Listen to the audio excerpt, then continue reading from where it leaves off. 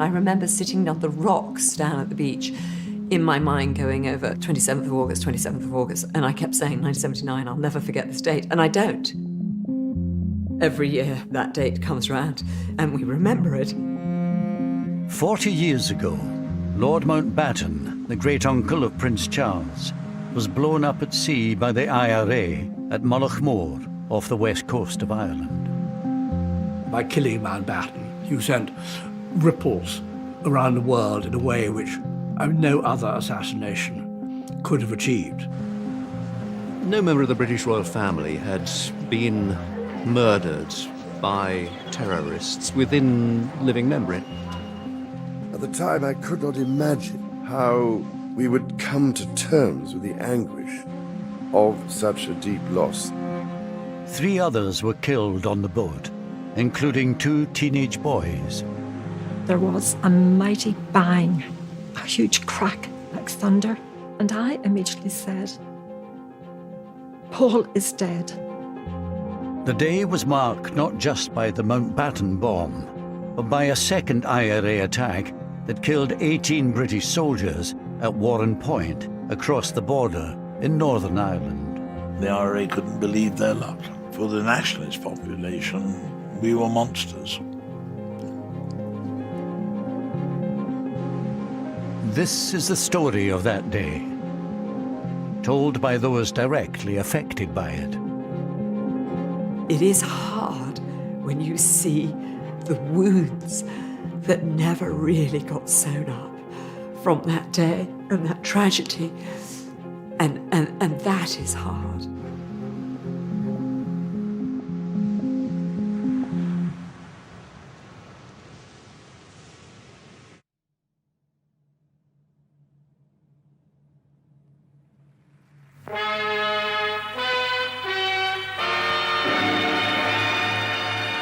In a few minutes from now, I'll know whether or not we're going to succeed in telling the exciting story of a man whose courage and daring in the war and far-ranging influence in peace have significantly contributed to the shaping of this century's history. The man I'm after has no idea that I'm going to be I remember going to the studio. I remember the dress. I had to wear my sister's hand-me-down dress, always a hand-me-down dress. And my thanks to Lord Brabourne, John Barrett. We even had Princess Anne's underwear, I remember one year was handed all the way down to us. Admiral of the Fleet, the Earl Mountbatten of Burma, tonight this is your life. What do you mean? Inside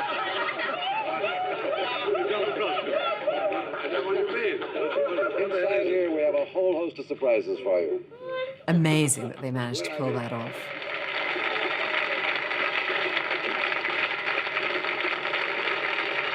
Now, India, that's an unusual name, isn't it? How did you get that? Because my grandfather was the last Viceroy of India. Because my grandfather was the last Viceroy of India. Of course, nowadays people say, what's a Viceroy? As Viceroy, he was the last colonial ruler of India. He was also Admiral of the Fleet, second cousin of the Queen, and mentor to the Prince of Wales. The Earl Mountbatten of Burma was for half a century one of Britain's leading public figures. Can you bear having hot milk in it, or would you rather not have milk in it? In retirement, he spent more time with his family, but he still enjoyed the public spotlight so much that he allowed an ITV crew to record his annual summer holiday in Ireland, even if it meant compromising the family's privacy. Every Easter, every summer, every Christmas, every single holiday, we were together with our natural cousins. 1, 2, 3, whoopsie! Classy-Born was always in the summer, a month in August. Yes, twins, where are the twins? For all of the fact that it was called Classy-Born Castle, essentially it wasn't. It was a Victorian mansion with some turret built onto the end of it. Lord Mountbatten inherited Classy-Born Castle from his wife, Lady Edwina, who died in 1960. There were so many wonderful traditions.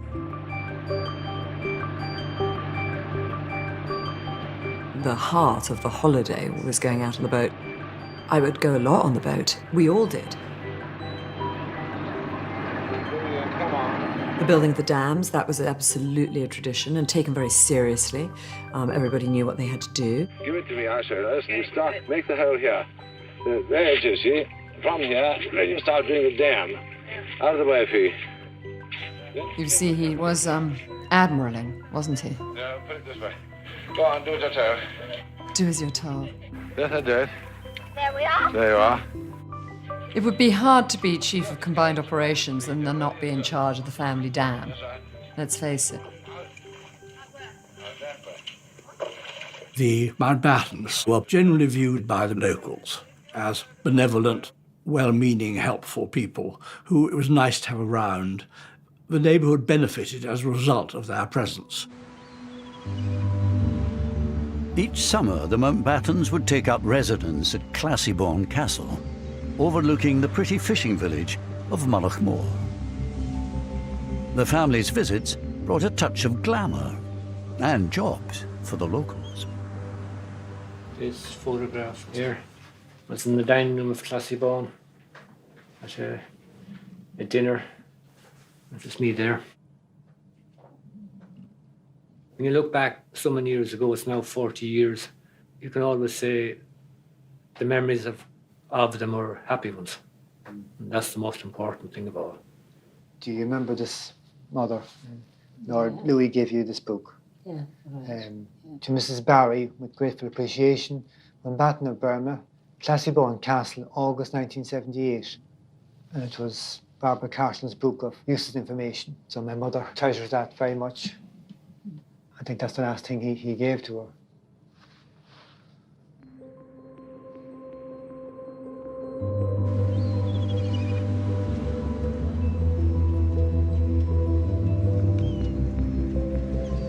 The Mountbattens were not alone in their attachment to Mullaghmore. There are my 3 children at Mullaghmore. That was Paul and his 2 sisters. Mullaghmore was a popular holiday destination for families from Northern Ireland, as well as the south, and the Maxwells from Inniskillen had their own cottage there. We went down there during the summer holidays for 2 months every year, and the children enjoyed it immensely. I particularly like this one with Paul. That summer, 15-year-old Paul Maxwell landed his dream job looking after Lord Mountbatten's boat, Shadow 5. I think they had a nice relationship. Paul would sometimes stay on the boat afterwards with Mountbatten and they would talk. And he told Paul about going into the Navy. And he said, you know, I went into the Navy when I was 12 years old. And I saw active service when I was 16. And Paul said to him, were you not frightened, my lord? And he said, yes, but you didn't show it. And you can see Classiebawn in the background there, in the distance. Classiebawn itself had been a fairly early example of what you might call sort of English colonisation. In a sense that quite clearly they were intruders. The Irish obviously presented Britain as such and wanted us out. The Mountbatten summer retreat was in County Sligo, in the Republic of Ireland. Mullaghmore was only 13 miles from the border with Northern Ireland, where in 1969 a bloody conflict broke out.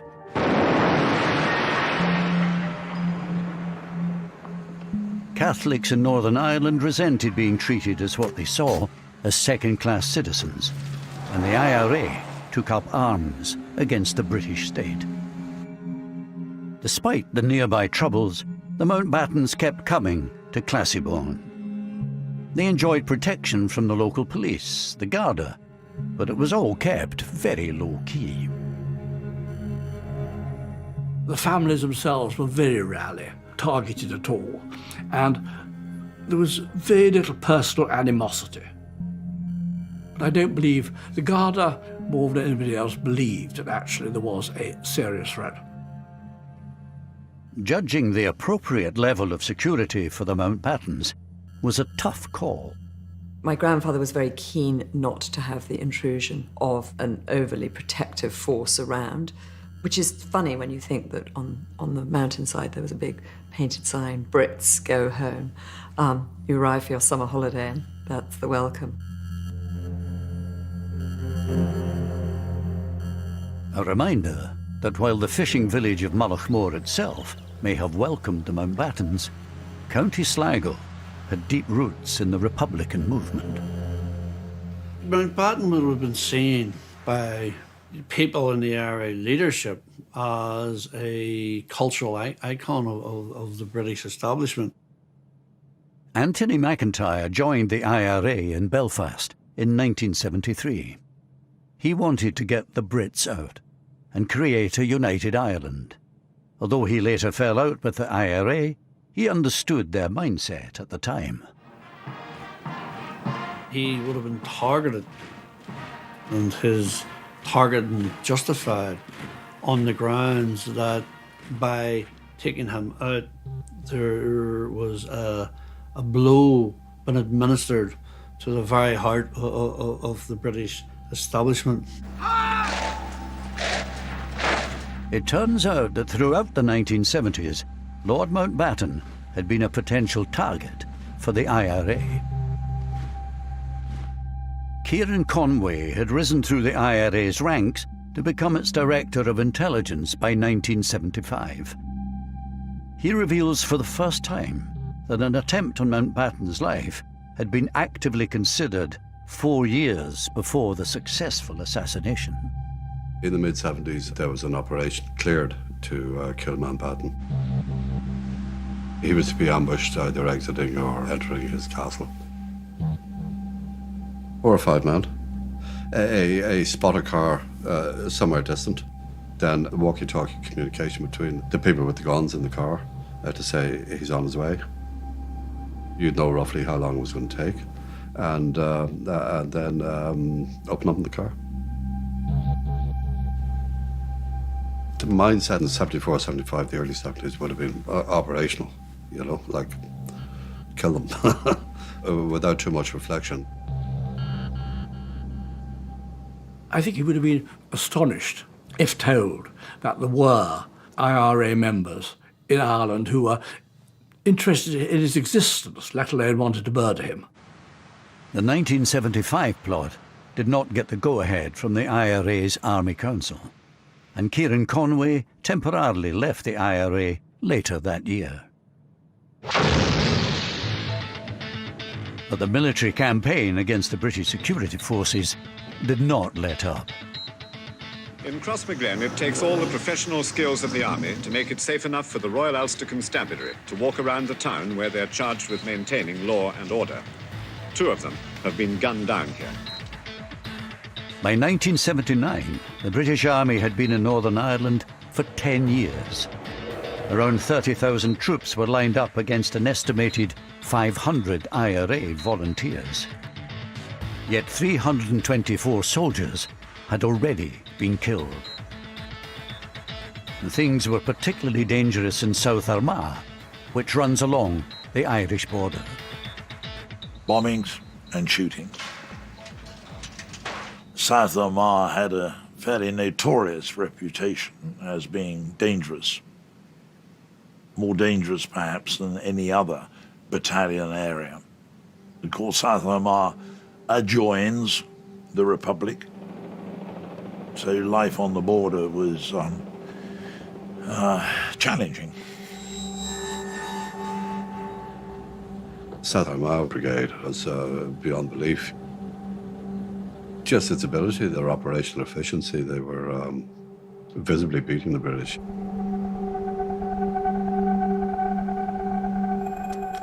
In the summer of 1979, the South Armagh Brigade was plotting 2 of the most ambitious attacks of the IRA's campaign so far. One in Warren Point, the other just south of the border in Mullaghmore. There, during the night of the 26th of August, the IRA planted a remote-controlled 50-pound bomb on Lord Mountbatten's boat, Shadow 5, sitting unguarded in the harbour.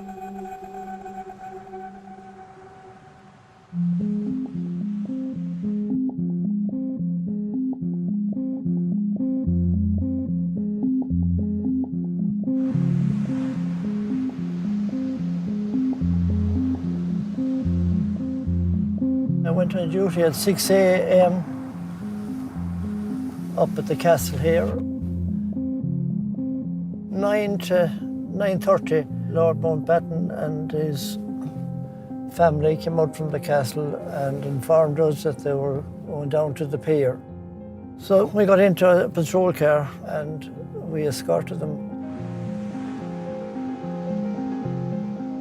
In this unique photograph taken just 24 hours earlier, showing the family and staff outside Classiebawn, all the members of Lord Mountbatten's boat party are present. His son-in-law, Lord Brabourne, and his daughter Patricia, their 14-year-old twin sons, Timothy and Nicholas Knatchbull, and their 83-year-old grandmother, Doreen, the Lady Dowager. The only non-family member on board was the 15-year-old Northern Irish boat boy, Paul Maxwell.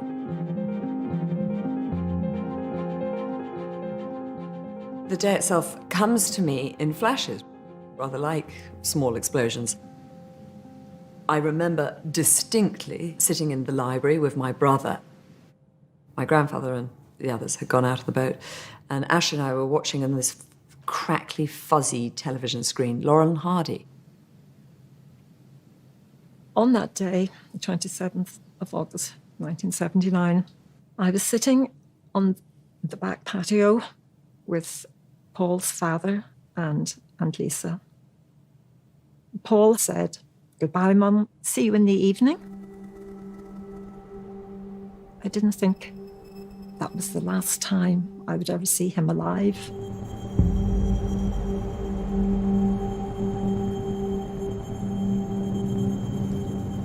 Beautiful morning it was, sun was shining. They left Mullaghmore Pier and travelled out to where they had some lobster pots.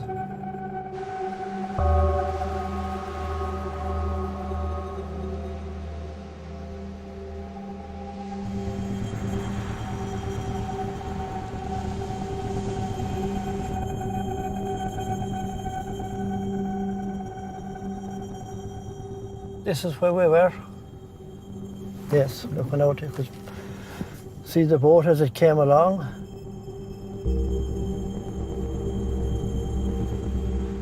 Dennis Devlin was a 15-year-old whose family came to Mullaghmore every summer. Their caravan was parked just off the coastal road.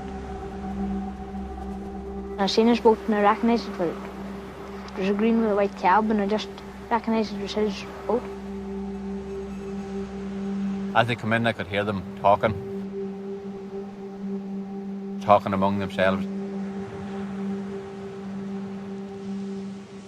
As the boat pulled up, I remember the young fella over the side of the boat pulling in the lobster pot and slowly pulled it in. The boat had turned round towards me and I was just watching it and I knew it was Lord Mountbatten's boat. The next thing, everything was spewing up into the air. Everything just rose up and I knew it was an explosion. Suddenly there was a flash of light and a loud bang. And you could see the boat had just disintegrated. It was obvious that a bomb had gone off. There was a mighty bang, a huge crack like thunder. And I immediately said, "Paul is dead." And I knew he was dead because I felt a part of me go.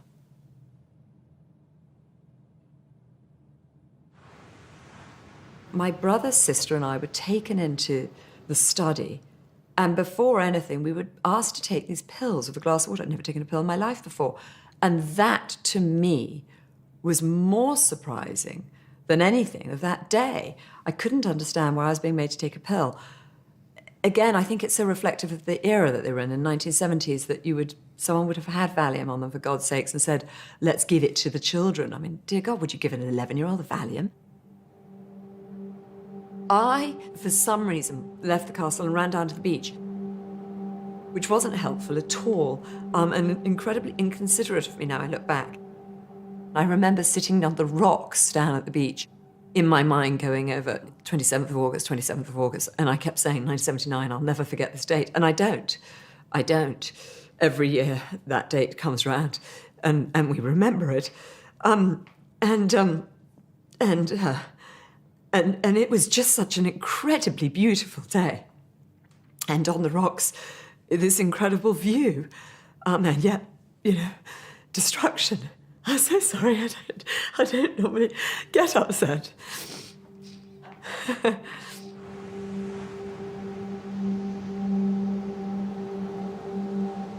I remember it very vividly, every moment of it, really, from the very start to the very end of the day, and I think I'll always remember it. Lord Mountbatten's boat had exploded, so immediately I got two friends and we went out on the boat to see what we could do. And we arrived there, and those other boats that were in the near vicinity, they were already lifting the survivors. And at what point did you realise that Mountbatten himself had been killed?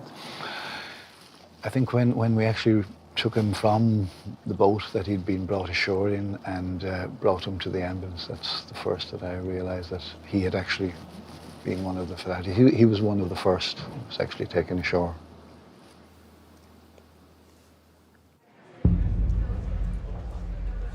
It was a perfectly ordinary day, that August bank holiday. I was helping to put together the lunchtime bulletin for Radio Ulster. Nicholas Witchell was a trainee reporter at the time in the BBC newsroom in Belfast. We received a tip-off from somebody we knew suggesting that there had been an explosion reported at Mullaghmore in the Republic of Ireland.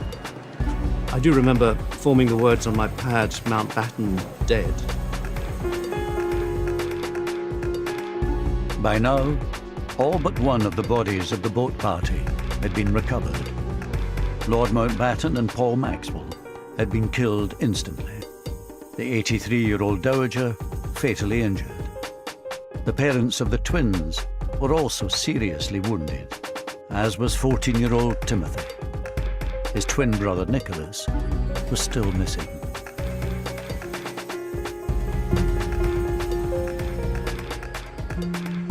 You could see this beautiful blue azure sea just off to the north end of the little peninsula which Mullaghmore is. We could see a lot of debris, splinters of wood. It was fine debris, quite fine debris it was.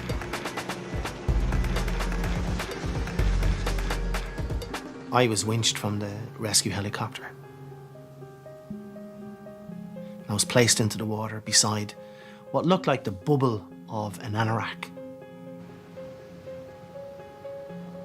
I placed my hand and pulled it, and it didn't yield very easily, and I pulled it a second time, and it was then the head come up with the jacket as I pulled, and I realised it was a child. Imagine what those thick Aran sweaters must have felt like, clogged with oil and water, being lifted out of the ocean. And how long had Nick been floating in the water? It was the first child that I handled in death. It came as a terrible shock to me, I can tell you, but I'm in rescue mode. I need to get him out of that water. I need to give him over to his family. 14-year-old Nicholas Knatchbull's body was returned to Mullaghmore Harbour.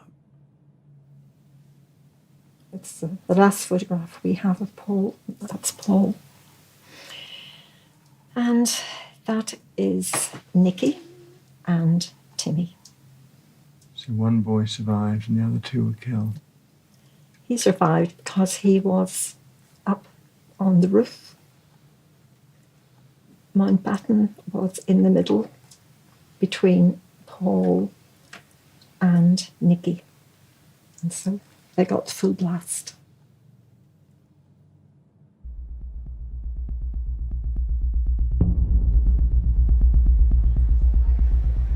Later that afternoon, I had a phone call from a contact I knew within the Republican movement, who asked, most unusually, to drive up to the Falls Road to meet him. Opened the door, he got into the car, sat down beside me, we drove on.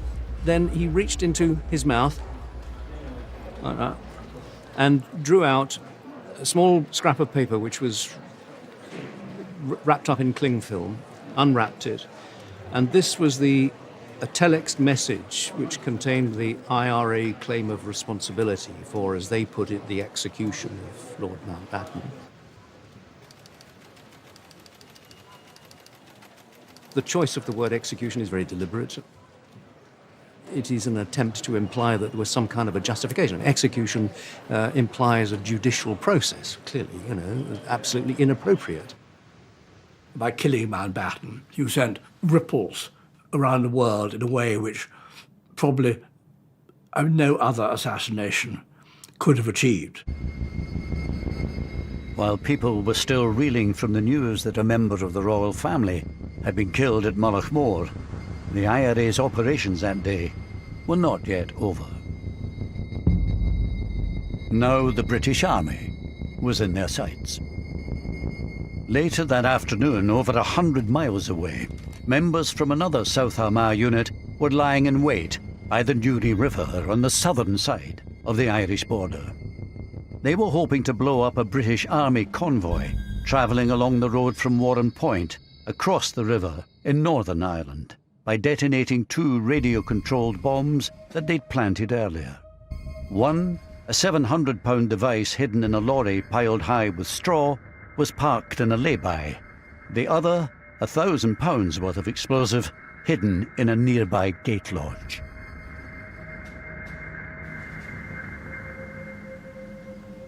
Travelling down, I remember messing about with a car behind us.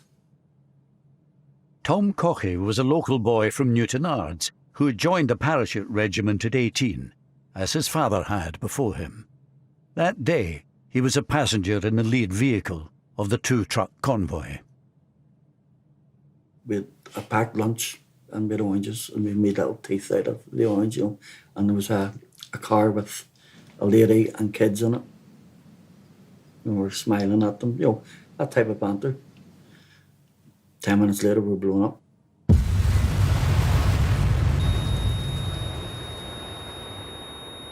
Not a bang, just a rumble. And I had the sensation of flying. Not even coming to, just looking about, sitting there, and everything's just a mess. I came into the roundabout and you couldn't see past the roundabout, totally obscured with smoke. Peter Malloy was a freelance photographer at the time, who just happened to be passing. I got out, grabbed the cameras, and just as I'm going into it, a policeman's coming running out, and he's screaming. He says, don't go in there, they're all dead. I just put the camera into autofocus and I just shot generally. The first thing I saw was a long wheelbase Jeep, and there were soldiers in that, and one look told you they were obviously dead. And the heat, you couldn't really go too close to it. Everything was burning. And my legs were on fire. No, I couldn't move. And the next thing, the guys were on me. They were pouring water, trying to put me out. And one of the guys gave me his red berry to put over my face to keep the sun off it.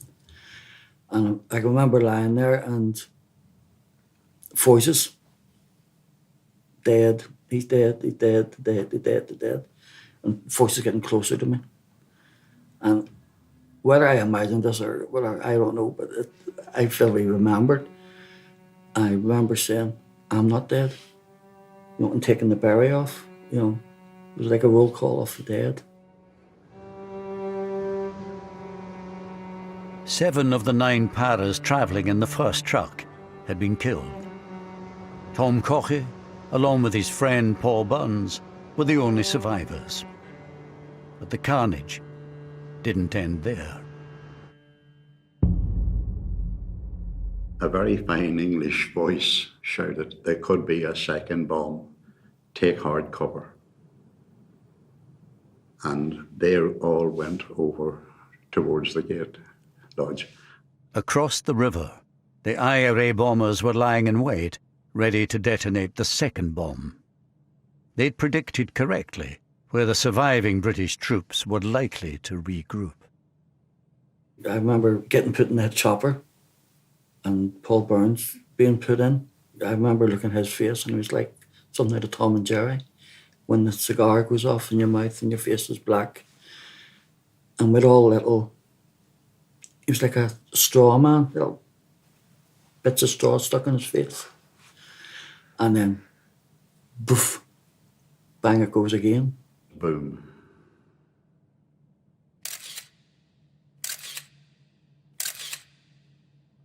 I was thrown back and I got up again and it was over. Basically, it was over.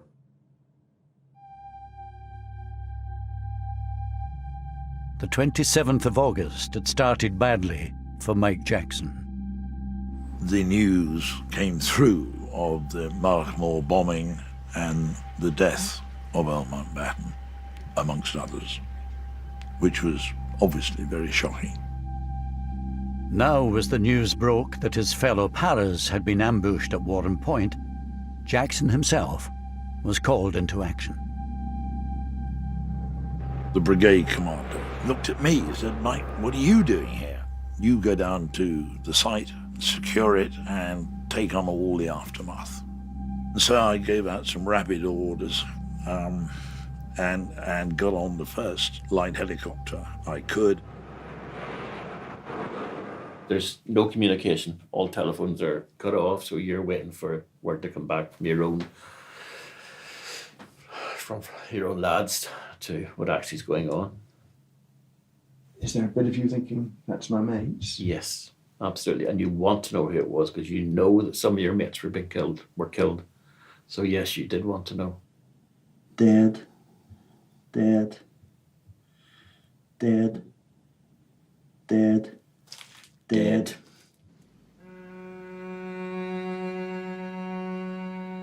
A further 11 British soldiers had been killed in the second explosion.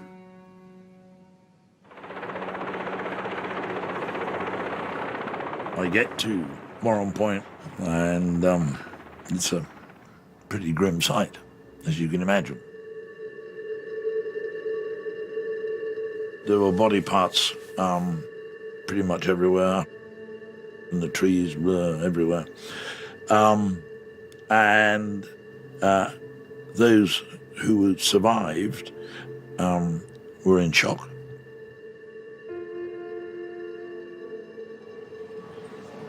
It was absolutely obvious, right from the earliest point, that this was a death toll on an exceptional scale. It transpired, of course, that 18 soldiers had lost their lives, the greatest single loss of life that the British Army had suffered in Northern Ireland.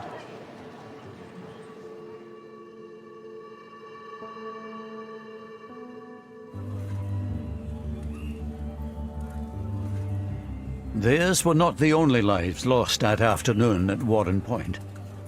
Barry Hudson had been getting ready to go to work at the family's funfair business in Omeath, on the southern side of the border. He had been joined that summer by his 29-year-old cousin from England, Bill. All of a sudden, we heard this thump, right?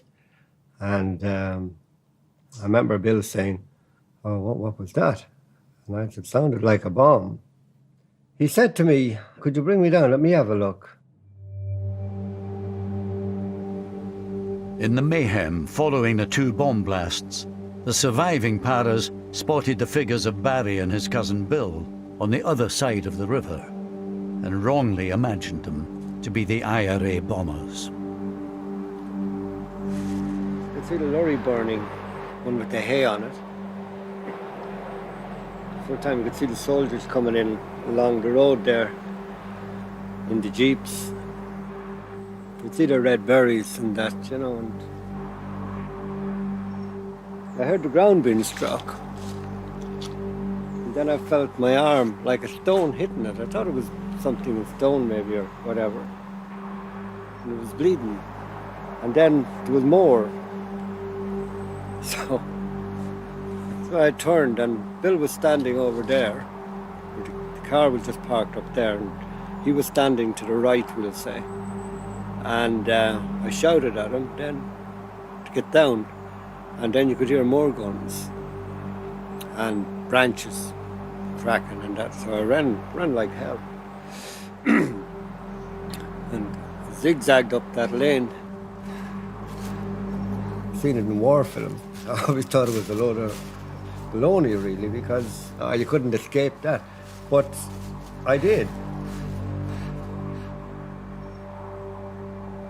Then it all stopped. Dead quiet.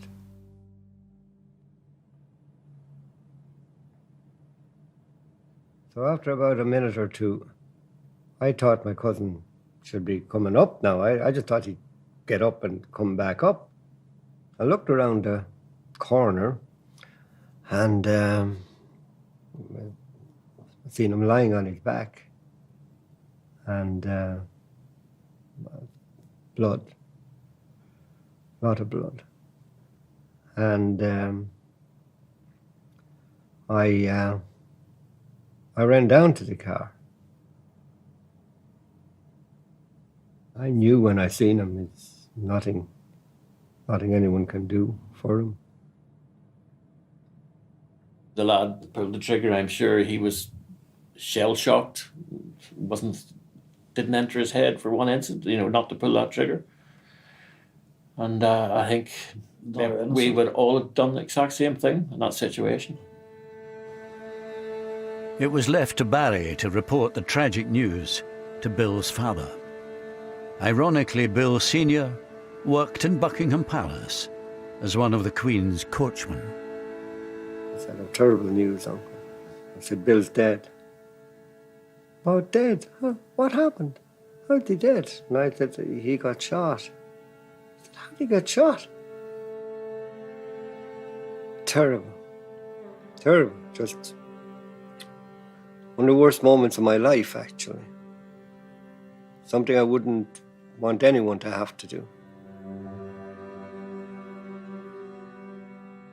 The army later acknowledged that Bill Hudson was an innocent civilian, mistakenly killed.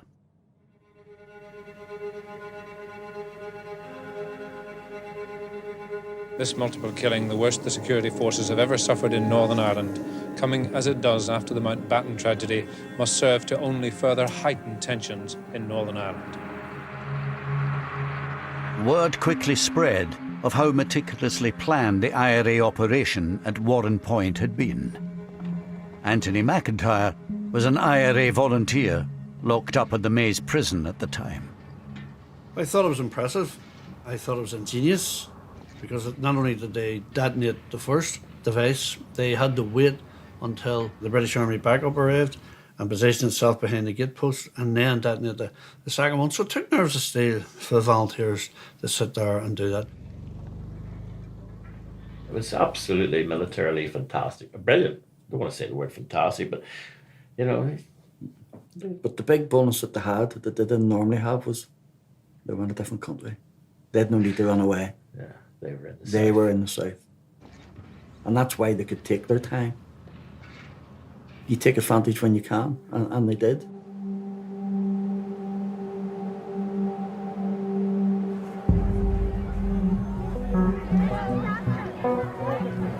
Will you please stand still and I will move?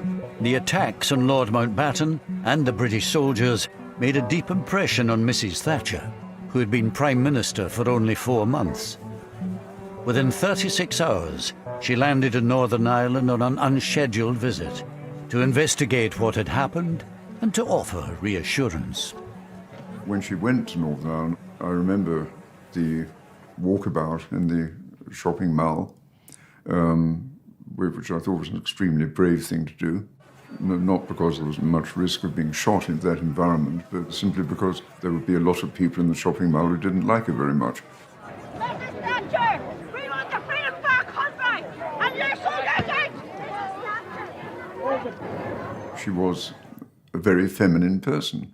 And it's like the world of hell. Yes, basically. She was profoundly moved. She didn't blub, but tears came to her eyes. Well, it could have been a lot worse. She only very rarely wept, to my knowledge anyway. And when she did, there was good reason for it. She's not everybody's cup of tea, I know that, but she was able to relate, and they to her, to the soldiers. Baudelaire, very doughty lady.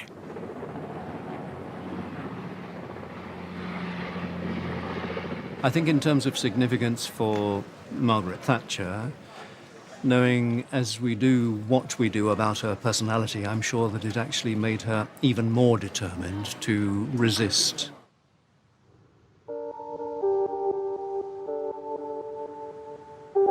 Mrs. Thatcher's flying visit did not extend to the scene of the Mountbatten bombing over the border in the Republic of Ireland. Here too the events of that day had made a huge impact. While it was recognised that the IRA had pulled off 2 audacious military operations, in PR terms, opinion was divided. Almost everybody spoke with regret and shame about what had happened to Mountbatten. And that sense, this is our territory, how dare they do this on our territory. But there were a number of people, I won't say a majority, but there were a number of people who said what happened to Mountbatten was wrong. But as far as the British soldiers are concerned, listen, those that live by the sword die by the sword. This feeling was reinforced by the fact that 16 of the 18 British soldiers killed at Warren Point were from the paratroop regiment. The Paras were deeply unpopular on both sides of the Irish border, thanks to an infamous incident that had taken place 7 years earlier. There is no other single incident in Northern Ireland that unites nationalists of all colour, north and south, like Bloody Sunday does. Because to us it was the deliberate killing of peaceful protesters on a march in Derry. 13 civil rights protesters were killed on what came to be known as Bloody Sunday. Here was the British Army turning its guns on the people it called its own citizens. And the soldiers responsible for Bloody Sunday were the paratroopers. So there was a particular feeling of general dislike towards the paratroopers. This dislike was felt particularly strongly by the IRA volunteers locked up in the Maze prison at the time. And how would you characterise the reaction of you and your fellow prisoners to hearing about the Warren Point news? Exuberance, exhilaration. All the Christmases had come at once and come early.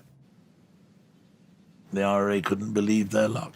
For the nationalist population, we were monsters.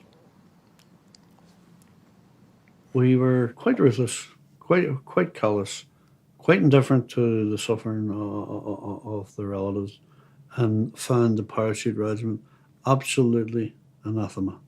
They were celebrating, and of course they were. You know, they had a good day. And doubly good in the sense, you know, with the memory of, for them, the memory of Bloody Sunday. Yeah, of course, yeah. Yeah, what's where the old saying come out, you know, 13 dead, not forgotten. We got 18 on Mountbatten. There's a quote for you. Very good.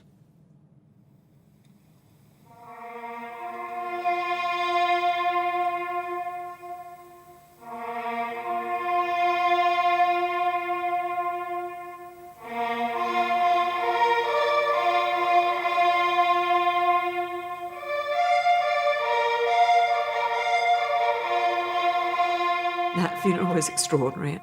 I think my grandfather had masterminded every moment of it, understandably, and it ran to perfection. The whole family of Europe seems to be here. Lord Mountbatten's state funeral, the largest of its kind since Winston Churchill's, provided a vivid reminder of the personal nature of the blow dealt to the royal family.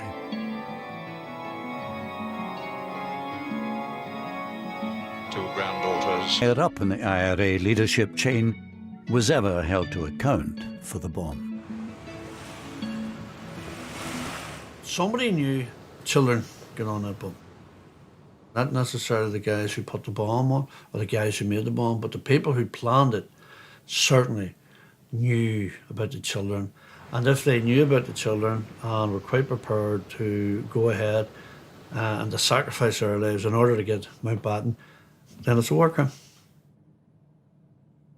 Although Anthony McIntyre has since fallen out with the IRA, back in 1979, he was still very much an insider. Given the political sensitivity around Mountbatten and the fallout that the IRA leadership, the political thinking people in the IRA leadership would have anticipated, I would imagine that was a decision taken at the most senior levels. Kieran Conway, who temporarily left the IRA in 1976, is in no doubt as to who was in charge at the time of Mountbatten's assassination.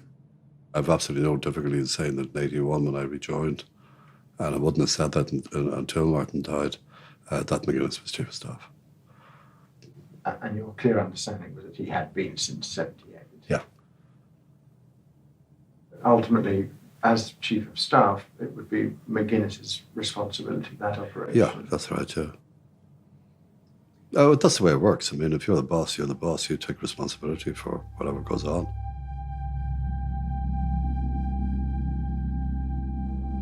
Meanwhile, no one was ever put on trial for the bombs at Warren Point, let alone convicted, despite the arrest on the day itself of 2 IRA suspects near the scene of the carnage. Well, of course it's frustrating. The offence is one of murder, mass murder. And it is a source of great regret that nobody was brought to account for it.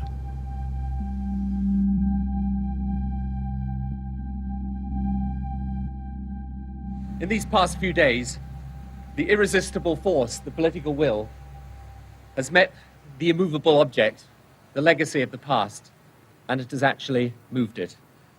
It took another 20 years after the Mountbatten and Warren Point killings, but peace was finally established in Northern Ireland by the British and Irish governments at the Good Friday Agreement in 1998. This agreement is good for the people of Ireland, North and South. As part of the peace process, the IRA's prisoners were released, including Thomas McMahon, the sole IRA member convicted of the killings.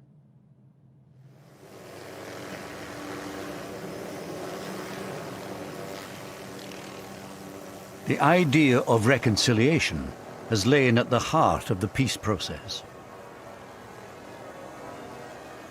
And there we get a first glimpse of the Queen. In 2012, the Queen came face to face with the man said to have been ultimately responsible for the assassination of her second cousin. You really did have to just pinch yourself and think, can this actually be happening? That the head of state of the United Kingdom and the man who, without doubt, was one of the leaders of the military, the offensive side of the Republican movement, who may well have had a hand in planning Mullaghmore or certainly signing off on it, that they were standing together was remarkable. The symbolic strength of that shaking of hands was enormous. It was one of the most powerful things that she could do. And she did it even though personally it may have cost her something. But it was terribly important that that was done. Only she could do it, and she did it. She's a more admirable person in the transaction, I think, you know. I think it was more difficult for her than for him.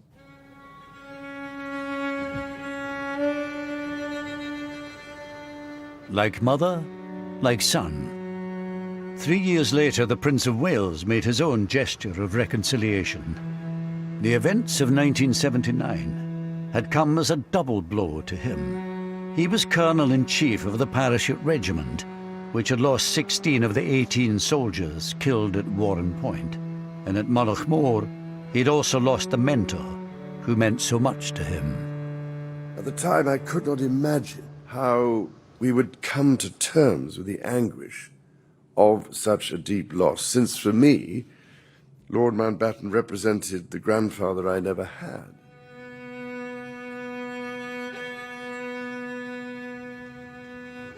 The poet Yeats once wrote, "And I shall have some peace there, for peace comes dropping slow."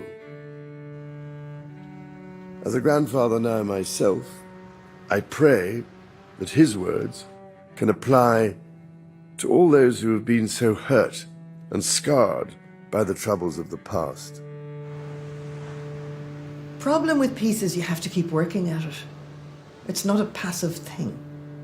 It is always going to be a continuing responsibility on all of us in these islands to make sure that the conditions in Northern Ireland do not encourage the breakout again of sectarian tensions. We do not want to go back to that. So it's not a matter of peace dropping slow. Peace has to be worked at damn hard. 2 years ago, Martin McGuinness, the man widely believed to have been the IRA Chief of Staff at the time of the bombings, died. According to Buckingham Palace, the Queen sent a private letter of condolence to his widow.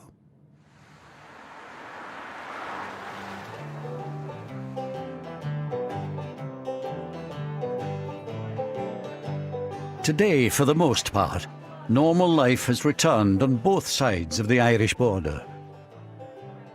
But the sense of shame in the village of Mullaghmore lives on, especially among those who'd had close ties to the Mountbattens. There was a terrible sense of shock in this village and disbelief. And there was a dark cloud over the area, over the village for years after. People didn't talk about it. They did in their own houses, hushed, talked about it, but not out in the open. People felt so bad about what had happened and embarrassed about it. As with the town, so with the individuals themselves. They too are still struggling to come to terms with the tragic events of 40 years ago. I never took another picture since. It's 40 years ago. Why did you never take another photograph? I just couldn't face it. I was literally shaking. I watched the firemen and I thought that's what I should have been doing. And the following week, I applied and I joined the fire service then. Loved it. Loved it. I see that young boy's face over and over, and it doesn't go away, and it doesn't get any more blurred as it did from 1979 to today, because I can still see it. I'm okay with all that because I brought that kid home.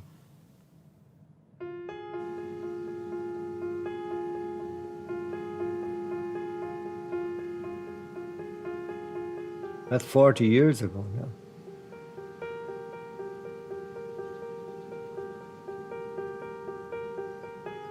It hasn't been one day, I'm sure, that it hasn't crossed my mind. Sometime. And that's a long time for something to stick in your mind. Didn't feel lucky at the time. Didn't feel lucky for 10 years after.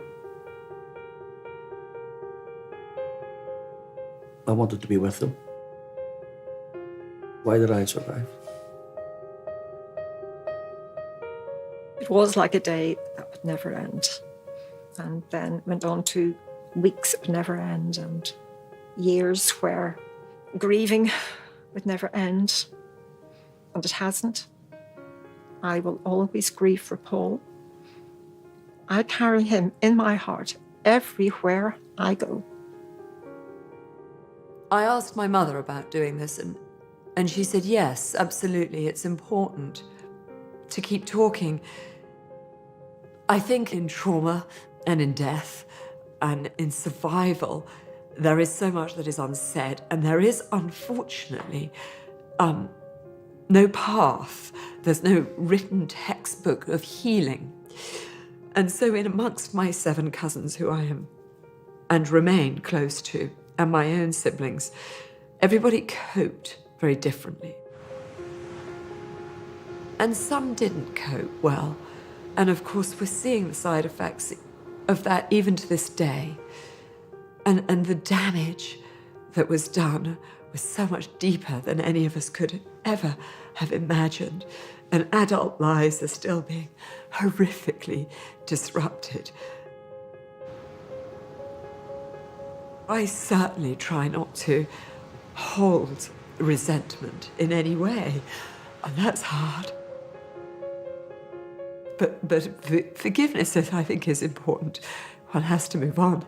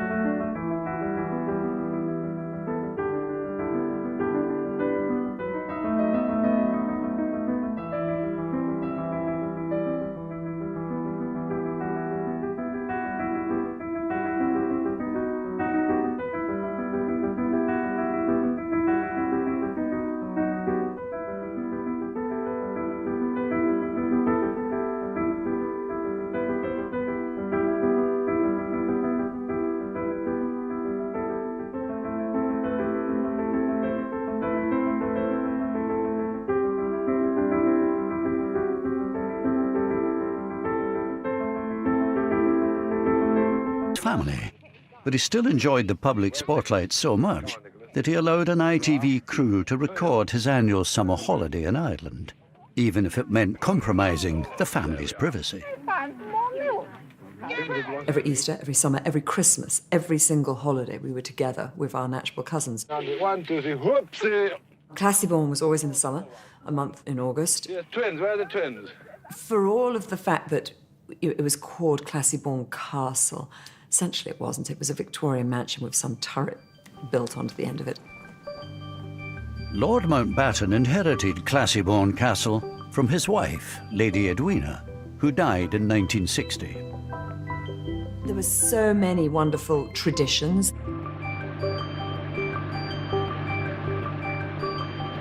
The heart of the holiday was going out on the boat. I would go a lot on the boat. We all did. The building of the dam.